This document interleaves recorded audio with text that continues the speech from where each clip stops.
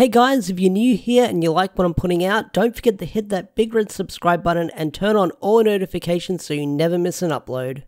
Power Rangers Dino Fury Episode 10. So out of all the episodes I've watched on Netflix so far, which is Episode 9 and Episode 10 so far as recording this video, I want to say so far, this is one of my favorite episodes because of everything that went down. We were introduced to brand new characters, we had some plot development, some character development, some cool fight scenes. I mean, this episode had everything I could love in an episode. Not only that, we were introduced to Void Knight's brand new general, Slifer or Sliver, however you want to pronounce it, and he's voiced by Campbell Cooley, veteran voice actor for Power Rangers, and I want to say Campbell kills it as his role as Sliver. I want to say we've only seen one episode so far, but I loved Campbell's performance as this character with how showy and deep and booming the voice can go. It's a lot of fun. I'll talk more about the character as the review goes on, but overall, I think Sliver might be one of my new favorite villains in Power Rangers Dino Fury. So the episode opens up with Mucus creating a brand new general for Void Knight, which is Slifer or Sliver, however you want to pronounce it. Tomato. I'm fine with whatever. I'll probably get them mixed up during this review and throughout my reviews moving forward. So, Mucus creates a brand new general for Void Knight, and Sliver is a robot compared to his Sentai counterpart, where that's an alien from another universe. But even though he's a robot, he's got the powers of magic on his side, where he's able to turn into other characters and mimic their voice. Not only that, he can also turn into monsters of the week, which I'll get into when we get closer and closer to the third act of this episode, because that's a lot to take in if that's his powers, so we'll get to that part later. So, our brand new villain is ordered to destroy the Rangers and get information on them, because he's got info from all the past data that Boom Tower had from the previous episode. So he knows everything about the Rangers and what they're doing and stuff like that. So while this is going on, Zayto is setting up a big ass antenna to contact the people of Rafcon. And we also get a funny little gag where Solon says, "Hey, I found an old Rafcon recipe and I'm going to feed you some food." And it's dog food. And this is where we're introduced to a strange new power. I don't know if it's new. They've never explained Zayto doing this before, where he can grab your arm and he can show you visions of certain things, or he can see certain visions.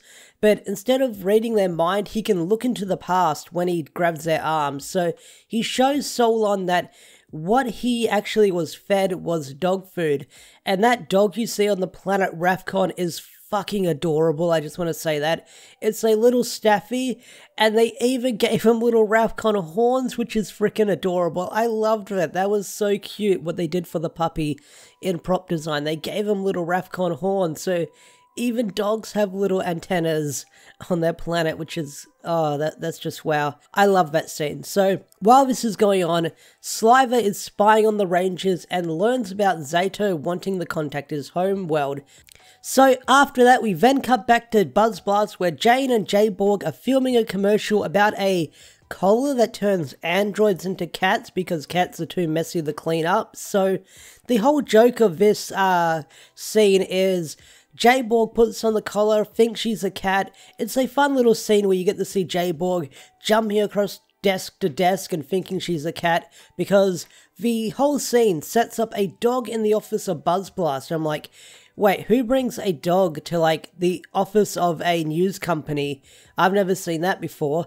And the whole joke is, when she thinks she's a cat, she starts hissing at the dog and then gets chased out of the room, and that ends that running joke, which I gotta love the Jane and J-Borg stuff, because it's not in your face every other scene when we see him. Like, we only see him twice in this episode, setting up that joke where J-Borg thinks she's a cat and runs out the room, and then at the end of the episode where she gets the collar off and they resolve that joke with a stinky breath joke. So I do like Jane and J-Borg with their comedy, because it's not forced down your throat, and they have it in small doses, and the fact that they've got real jobs like working in media and stuff like that, I don't know, kind of relatable with the jobs I've taken in the past here and there when working for certain companies. So I do like Jane and J-Borg when we see him in the episode, but Having the dog in the office also confused me because the whole premise was she thought she was a cat, and I thought, wait a minute, is this like the plot for like 2 episodes ago when we had the Wolfsbane monster about? Like, I'm a little bit confused here, but nah, the joke seemed to work with J-Borg thinking she was a cat, and like I said, you didn't see it that much in the episode, so it seemed to work with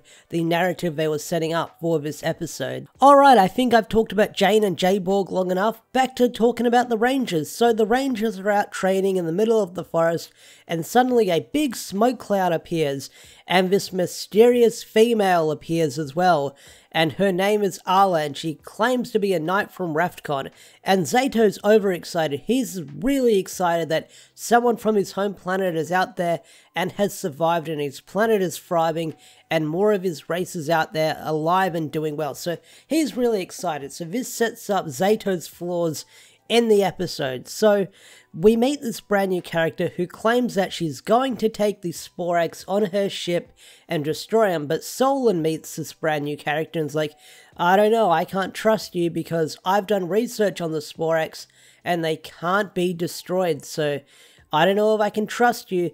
And Zayto's like, hey, she's a knight from Raftcon, of course she can be trusted the whole time. And Solon's really quick to catch on to this deception, saying, hey, then you won't mind reading your mind. And Arla's like, oh yeah, I can do that. And Zayto sort of cuts her off saying, no, you don't need to do that, I can trust you. Solon, you're being a little bit mean and suspicious about our new friend. But there is a nice little moment, or a fun little moment, when Solon is like pressing buttons on her little keyboard and she presses the wrong button and a Levi Western song start playing. So that's a nice little reference to Ninja Steel in the episode, where you can actually hear an older character's song on the radio or through the speakers. I do like that touch in the episode.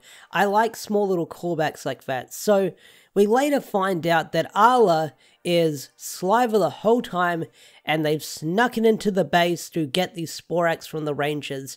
And while this is all going on, Void Knight sends a bunch of henchmen to distract the Rangers in the city so Sliver can get the Sporax from Solon.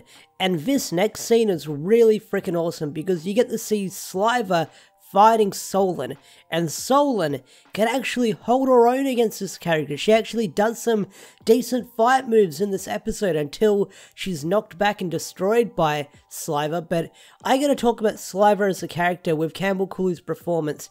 I just love this whole fight scene where he's sort of telegraphing all his moves and shouting them out, saying jab, jab, drop kick, and finishing move. I can't do the voice, but I just love the booming voice performance Campbell puts into the character to make this character the greatest showman. With everything he does is a flashy performance, and he acts like a show-off, like he's a performer. He puts that voice into the role, and I do enjoy that quite a fair bit. I think Campbell did an awesome job voicing this character, and I can't wait to see where it goes next. So Solon gets a wrist commuter taken away, and Zayto almost hands over the Sporax in a silver platter with no Solon in the base to warn him that Arla is really a bad person the whole time and is Sliver in disguise. So Zayto eventually figures it out, which leads into an awesome fight scene between Zayto and Sliver. Not only that, the other Rangers show up, and we have this really fun battle, which I think could be Sentai footage, I don't know, but it's lots of fun. Like I mentioned earlier, Campbell Cooley's performance as the character, where he telegraphs all his moves by doing the deep booming voice. One of them he shouts out his noble sacrifice, where he throws one of the henchmen at Zayto and uses it as a shield. That was a lot of fun. So the Rangers are able to push back Sliver, and then something weird and unusual happens that I mentioned at the start of the review. He was able to turn into the monster of the week we saw last time. Now, I don't know if this was his powers in the Sentai, I don't think it was, but I get the feeling why they did this is to use more of the footage, or the Zord footage, from the monster of the week we fought last week from the Sentai, which the fight scene ended totally different compared to last week, but it was still a lot of fun to watch. So is Sliver turning into Rufasa that we saw last week, the fight does end a little different like I mentioned earlier, where he takes into the sky and the Rangers use the reflection of the roof to blind him, so he comes crashing down, and then Sliver lands on a bunch of telephone lines, zaps himself, and loses his memory and befriends Mucus all over again. So that's how the fight scene ends, and I enjoyed it quite a fair bit. Like I said, I enjoyed it quite a fair bit, and it was a fun fight scene to see. So after that, we then cut back to the base of the Rangers where they're fixing up Solon and everyone apologizes and all is well. So the episode ends with Zayto sending out another message to Rafcon, and every time Zayto sends out a message to Rafcon, I feel like I have this gut feeling, are we going to see the Gold Ranger? Are we going to see someone from Rafcon? But that's not the case. We don't see any of that at all. We just see the message going out to space, and Zayto says, I hope someone's out there. So they're teasing something to do with Rafcon. We kind of know what it is, but we'll get to that plot line eventually, because I know that Zayto sending out the message to the Rafcon is going to be a plot point that pays off eventually in the show. Anyway guys, I think that's going to bring my mini review, my mini discussion, my mini recap / mini podcast of Power Rangers Dino Fury episode 10 to a close. Overall, I thought this was a brilliant episode, and I can't wait to see more of the character Sliver and where he's going to go next. With that said, I think I'm going to bring this video to a close. What did you guys think of this episode? Did you love it? Did you hate it?